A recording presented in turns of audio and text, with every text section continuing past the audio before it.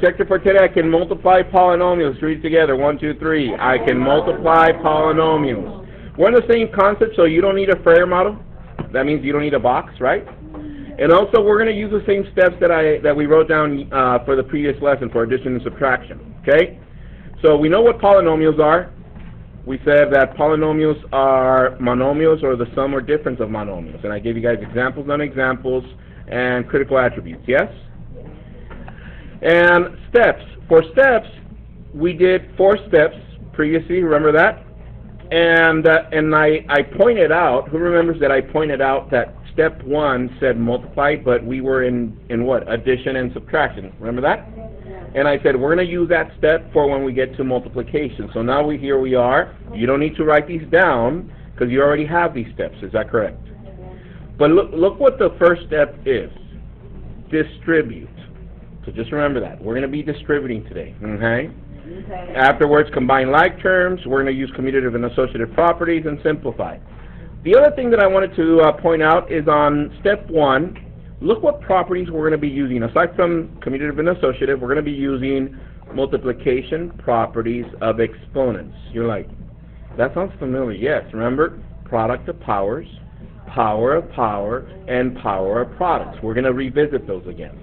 Now, for this lesson, for some of us, it's going to go fairly simple, but once we get into the third or the second day of this lesson, today's going to be the first day.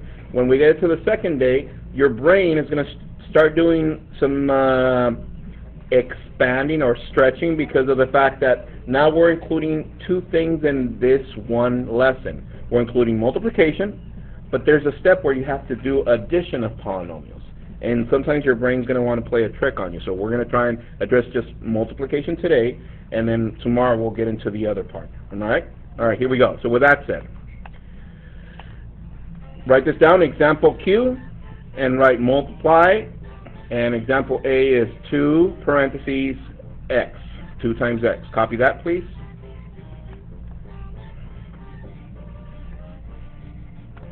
So you have your tiles in front of you. Is that correct? So we already did something like this when we did multiplication, but using integers. Remember that at the beginning of the year? Way at the beginning of the year? Yes? That we used tiles, and I said, what's inside of the parentheses? So think about that. What's inside of this parentheses? X. So how would we represent that with tiles now? A green rectangle. Thank you, Rodolfo. So check this out. So you should have in front of you this.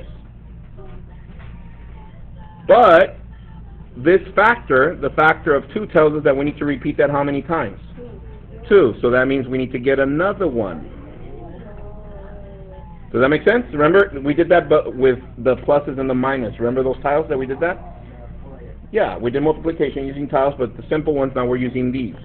So the question at this point would be, do we have any 0 pairs? Look at it. Do we? Yeah. Do we have any negative and positive rectangles? No. If we don't, that means that that's our product. So what do you see in front of you? This is 1x, this is 2x, so the answer is 2x. So we just multiplied using tiles. Everybody with me? So basically, just to go through the process again, we represent whatever's inside of the parentheses, and as many times the factor indicates us to do, right? However, the second thing I want to address today is distributive. Write this underneath. Distributive property. I'm going to rewrite this to open parentheses x. Okay? Now, to distribute is, in this case, we're going to multiply. But if I was to, let's say I was to say this. For this class, right now I'm going to get the donuts out, and I'm going to give a donut to each one of you. That's what we call, no, I'm just,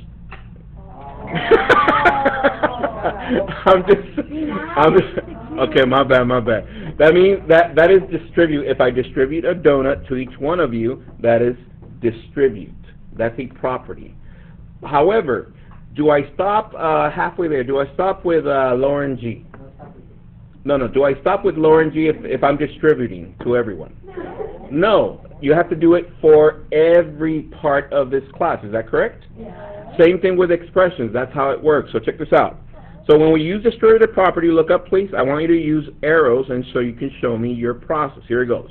We're going to multiply 2 times x. But when we multiply, I want us to multiply numbers with numbers, variables times variables. So, do you see the coefficient here next to x? No, you can't because it's invisible. But if we were to write it in, here it is. Here's the coefficient. So what is 2 times 1? 2, and then you carry over the x, and that's how we get 2x using distributive property. Does that make sense? All right, so now that we multiply using tiles, we multiply using distributive property, now there's one more way that I want us to multiply. And this is called the area model. Area model. And why am I using this? Because we're going to be using this throughout the year, and also because this is going to get you guys ready for geometry next year. Okay? So here we go. If it's area, that means I'm going to draw a rectangle. Draw a rectangle like mine. Thank you. Thank you. It's a rectangle. Maybe it's not going to be as nice as mine, but try it. Okay, so there's mine. So we're going to label this side 2, bless you, and we're going to label this side x. And if I was to ask you, let's find the area, what do? Multiply base times height. Does that make sense? So, and to indicate this, check this out. I'm going to multiply this times this. And notice that it's about the same thing as distributive property. Is that correct? Yeah. So I'm going to write in my coefficient. My coefficient is 1. What is 2 times 1? 2, and I bring down the x. And that's how you multiply using the area model. Okay, so 3 ways. Using tiles, using distributive property, and area model. Right now you're going to do, I'm going to give you another example. You're going to do that one by yourself. I want you to multiply using tiles, distributive property, and area model. Okay? All 3 ways. From thereafter, we're going to focus on just 2, distributive property and area model. We're going to go away from the tiles, but I just wanted to introduce it using tiles so you guys can see how that looks like. Okay? So with that said, copy this down, please. Or did everybody copy this? Yes? Okay, let's move on. Copy this one. Example B. I wrote it to the right. So like that, you can write it to your right. Right? Right. Okay, so then B is 3 times negative x squared. Use tiles to represent that. Use distributive property and area model. Go, I'll give you guys about 40 seconds. Go. Catherine, what's inside of the parentheses? Negative 1x squared. What does that look like with tiles? Can you show me? Only what's inside of the parentheses.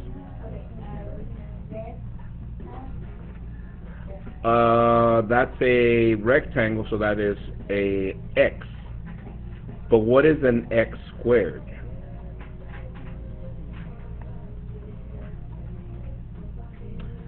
Show it to everyone. Everybody look.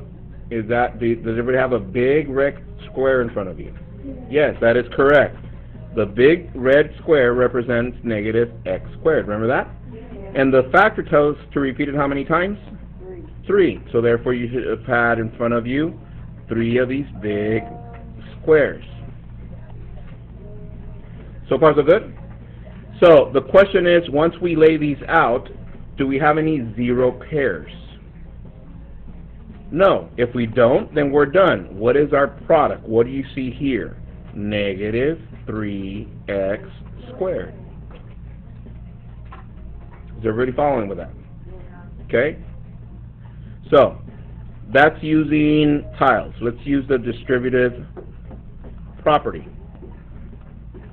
I'm going to write it here. 3, open parentheses, negative x squared, close parentheses, and I'm going to indicate with arrows. What is 3 times negative x squared? What do I need to write in here if there's no number? 1. A 1. So what is 3 times negative 1? Negative 3, and then you carry the x squared over. And last one, area model. So Draw your rectangle, nice and perfect like mine. We got 3 negative x squared, and once again, I'm going to multiply the 3 times this, and what is the coefficient? Negative 1, so that's negative 3, and bring down the x squared, and the area of this rectangle is negative 3x squared. Hands if you got that by yourself. Okay? Fairly simple, right? So what we're going to do next, I'm going to give you the next examples, but I don't want you to use tiles, so put those away for right now. And we're going to revisit the tiles when we get to the other part of the lesson. But for right now, put them away, and we're going to use, from this point forward, distributive property and area model. We're going to use distributive property and area model. Tell your neighbor what I just said. Okay, so therefore, copy this down, please. Example C. Does everybody see? There it is. It's parentheses 3x, close parentheses, times, open parentheses, 2x. I want you to multiply that using distributive property, and then I want you to use area model. Go. You got 40 seconds. So here we go. I heard some of you say 6x squared. Hands if you got that. Okay, I'm going to show you first distributive property. Here it goes. We're going to multiply this times this, and I said numbers times numbers, variables times variables. Is that correct? So what is 3 times 2? 6. What is x times x? Look at it. Isn't this the product of powers? What happens to the exponents? They add. That's how we get x to the second. Okay? So that's using distributive property. Let me show you with the area model. You draw your rectangle. We got 3x and we got 2x. So how do we indicate that we're going to multiply the area? We multiply 3 times 2, that is 6, and x times x, that is x squared. And that's the area of that rectangle. Are we there so far? Yes. Okay, do this next one by yourself. Example D. Hopefully it'll go a little bit faster now. We got parentheses negative 8x, close parentheses, times 5x squared. See how you do. Once again, distributive property and area model. Go. Okay, volunteer for this one? Yes, Kylie. What is it? Oh, I got negative 40x to the third power. Negative 40x to the third. Hands if you got that. That is correct. Once again, using distributive property, we multiply this times this, distribute, numbers with numbers, variables with variables. Negative 8 times 5 is negative 40.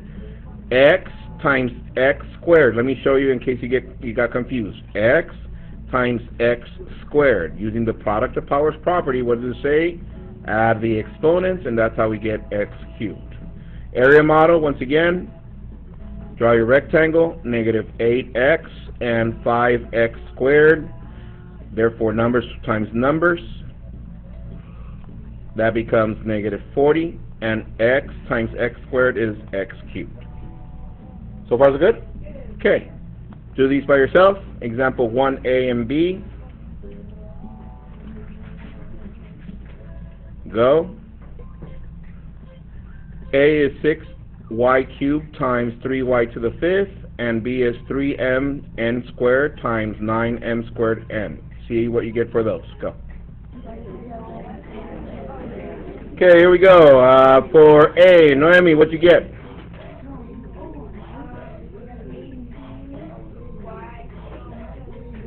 Hands if you got 18y to the 8, and of course you use the area model also, right? Yeah. Okay. How about B? What'd you get for B? Let's try David. 27 m cubed n cubed. Hands if you got that. That is correct. Using the area model also works. Is that correct? All right. So let's crank it up a notch. Copy this one.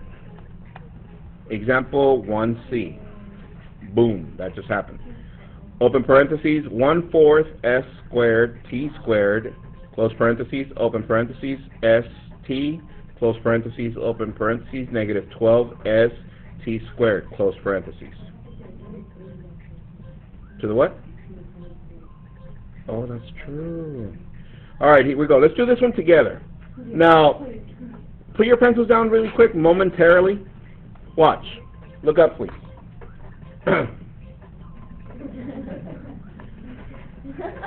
Who notices that there's multiplication throughout? There's no addition or subtraction, right? At the beginning of the year, we covered a property that said that we can, if it's multiplication throughout, we can move stuff around. Remember that? The commutative property of multiplication. Is that correct? Yes. Doesn't matter the order, the product is always the same. So check this out. I'm going to move stuff around because there's multiplication throughout.